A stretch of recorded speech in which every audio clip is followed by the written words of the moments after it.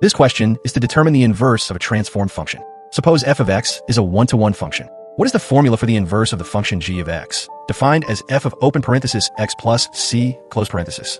First step is to understanding the transformation. When we add c inside the parentheses of function, as an f of open parenthesis x plus c close parenthesis, it shifts the entire graph of f to the left by c units. In other words, if the point open parenthesis a, b close parenthesis lies on the graph of f, then the point open parenthesis a minus c, b close parenthesis lies on the graph of g. Next step is to connecting the transformed point to the inverse. From a previous step, if g of open parenthesis a minus c close parenthesis equals b, that means the inverse of g, evaluated at b, must be a minus c. But since f of a equals b, we also know that the inverse of f, evaluated at b, is a. Therefore, we conclude that the inverse of g, evaluated at x, must equal the inverse of f, evaluated at x, and then subtract c. Next step is to final conclusion. Putting it all together, the inverse function of g is equal to the inverse of f minus c.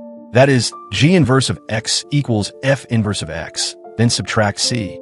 A common misunderstanding is to assume that if the original function shifts left by c units, then the inverse should shift the input in the same way, for example, by evaluating f inverse at x plus c.